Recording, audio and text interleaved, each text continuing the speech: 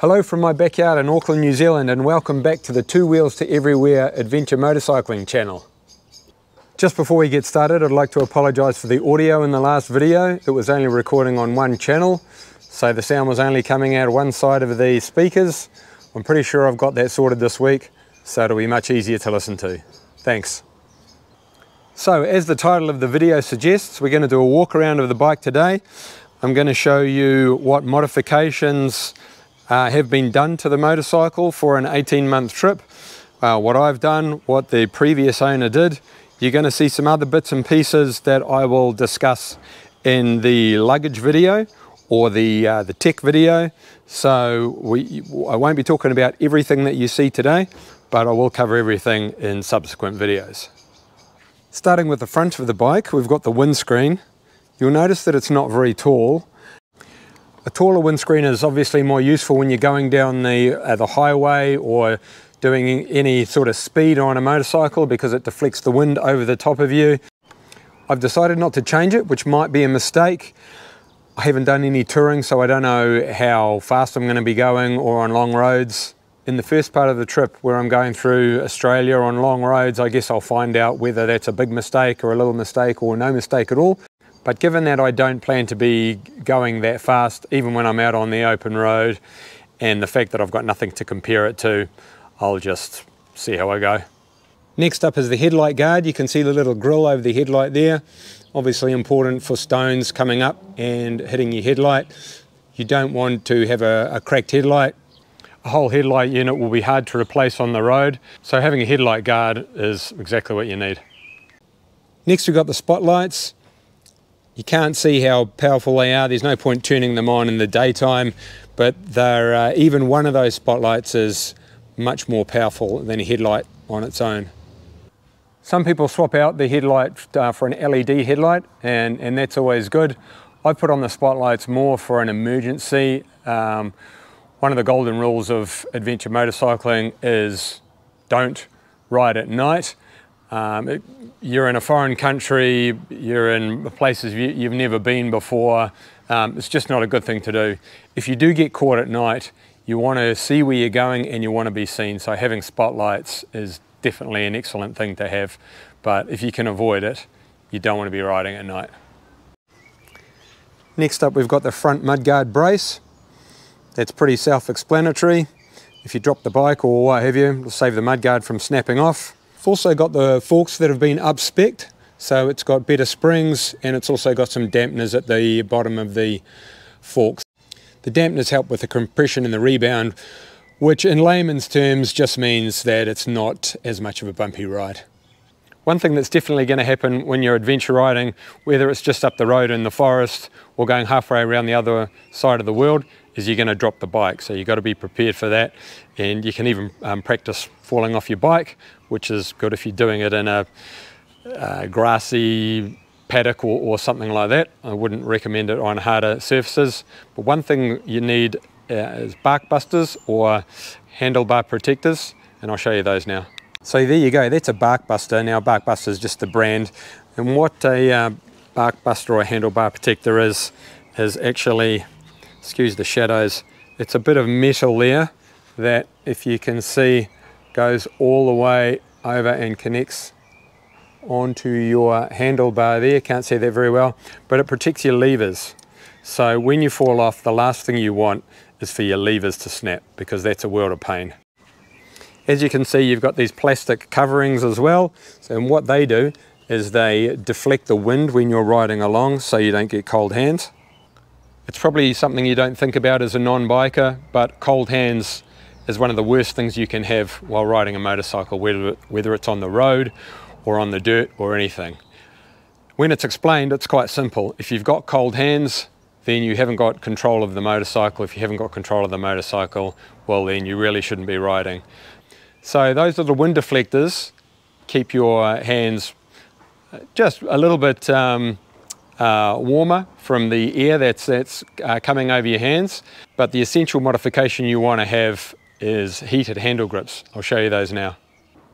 So this handle grip here looks like any other handle grip, but you can see this wire, okay? And in the handle grip itself, there are elements. Now I'll try and show you the controller. See if we can, oops. So you see that little thing there that says Oxford? That's the controller, and you can adjust the temperature of the hand grips. What does it say? You've got 30%, 40%, 50%, 75%, 100%. So these are awesome, and I don't know how people got on with them before they were invented. When you're riding long distance, you don't want to be stopping at a petrol station every 5 minutes. So I've got myself, well, the bike came with a oversized tank. I think the standard size tank is 16 or 17 litres. I've got a 20 litre. Probably a 25 would be better.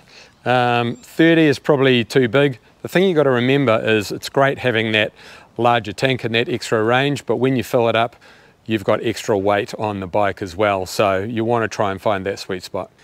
This is the 20 litre tank. It's made by a well-known outfit called Cerbis. I think that's how you say it. They're a plastic tank. The original tanks are metal, so they keep it light. I went out for a day ride a couple of months ago with some mates and ran out of petrol on the motorway actually. Got to the petrol station by home, so I was right down to fumes, probably had a couple of Ks left. I got about 320 kilometres out of the tank, which is not bad, but given that I'm going to be riding with 50 kilos of extra weight, it's only probably going to give me about 250 Ks or so, but it is what it is. The general rule when you're adventure motorcycling is stop at every single petrol station, even if the last one was, you know, only 10 minutes down the road, maybe not that bad. Coming around to the left side of the bike, you can see we've got an engine cover that says Warp 9 on it.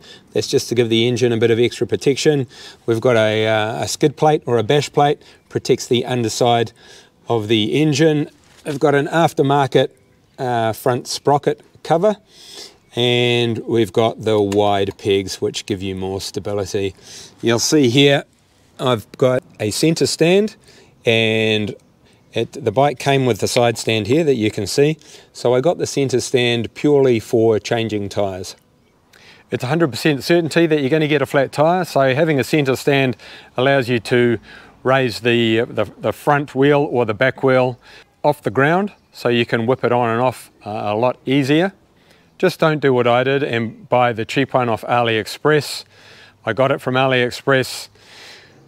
Pretty simple bit of equipment, couldn't put it on. Took it to the mechanic, he said yep, it wasn't right. I should have bought the one from Australia for $400 and be done with it, but you get what you pay for. This bit of kit here is called a Scott oiler, which is an automatic oiling machine. It connects up to the battery and you can adjust the flow of the oil, which automatically oils your chain. You can see the lead, it goes down and it oils your chain like that.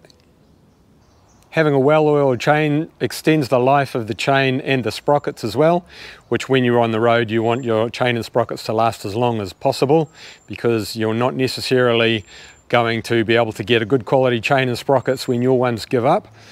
Some people are devout when it comes to automatic chain oiling systems. Other people reckon they're a load of rubbish. So let's see how we go. This little white thing under the swing arm is a chain guard. Just helps keep your chain on and in line and stops it from flying off. So another essential bit of kit. Now if you look here, let's see if we can, if you can read that, it says Seat Concepts. As a lot of you will know, the DR is a very basic and some might say agricultural machine, and the standard seat is not that great unless you've got an arse made out of concrete or you're not planning it on riding it for more than say 15 or 20 minutes at a time.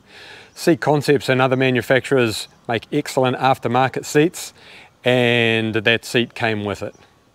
That said, the best bit of kit is on top of the Seat Concept seat, and that's the sheepskin. Now when you're on the bike day in day out for hours at a time, not getting a sore ass is essential.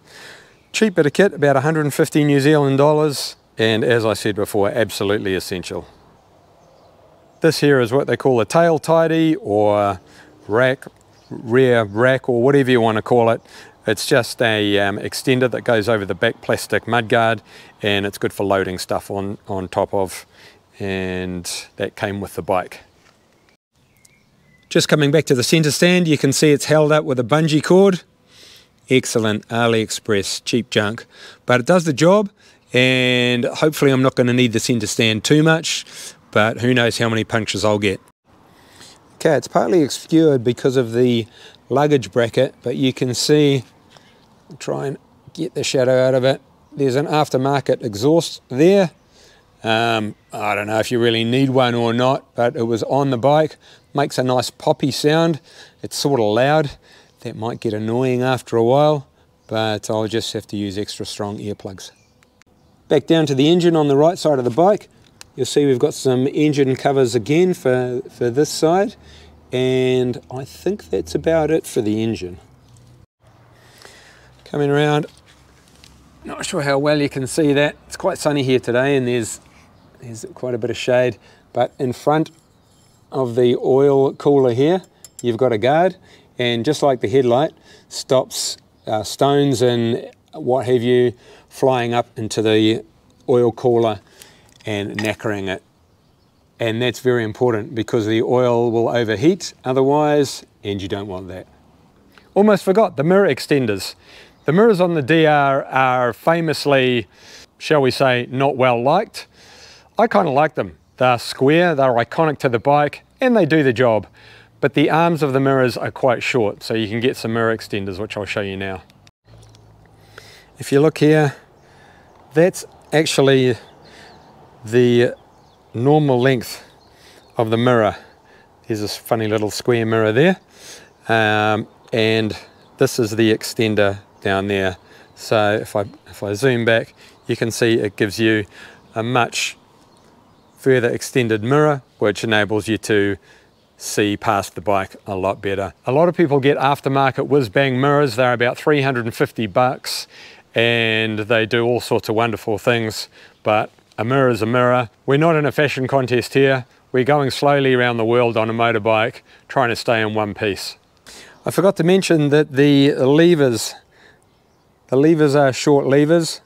Now apparently in motocross, short levers are good. You can control them with 2 fingers. Having not ridden adventure bikes much, I think it's much of a muchness. Another feature which you'll see on the DR, you can see, it's flashing a bit there, but you can see a little clock turn on. That little clock lets you know how long you've been riding the motorcycle for. The DR is air-cooled like your lawnmower. I told you it was a simple bike. It doesn't have a radiator, it doesn't have water going around the engine. So a lot of riders, if they're riding it for a long period of time, will put a little clock that turns on when you turn the ignition on. Then you can see how long you've been riding, and you might have been on the bike for an hour or having the engine going for an hour or so. So after an hour or 2 hours or what have you, it lets you know, hey, time to get off, let the engine cool down a bit. There are whiz-bang temperature sensors that you can get in all sorts of things, but a clock is the simplest and most basic way to take care of the engine temperature. Almost forgot, the rear spring, the last bit of kit. Hang on.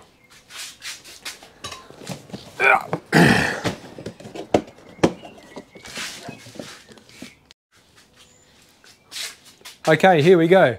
So the DR standard comes with a 7 kg, I think it's kgs per something or other. Anyway, it's a 7.0 spring, and the previous owner put this lovely blue.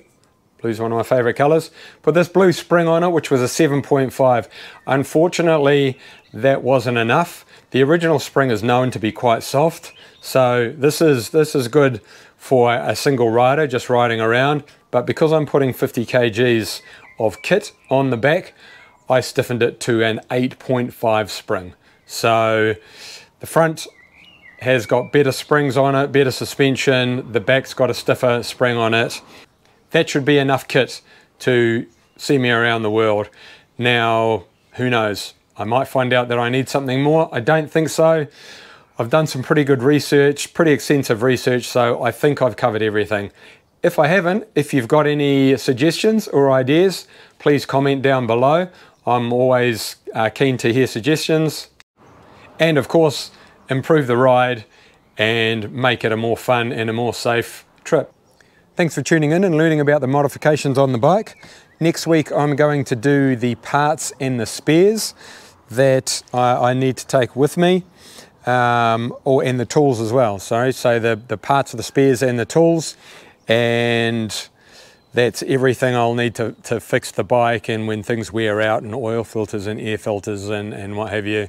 So I hope you're enjoying the channel. I'm sort of learning as I go along. I'm making this up as I go along. So I'm sure there's going to be some hilarious and massive fails along the way. Hopefully they're not too dangerous or expensive. And we'll see you next week. Cheers.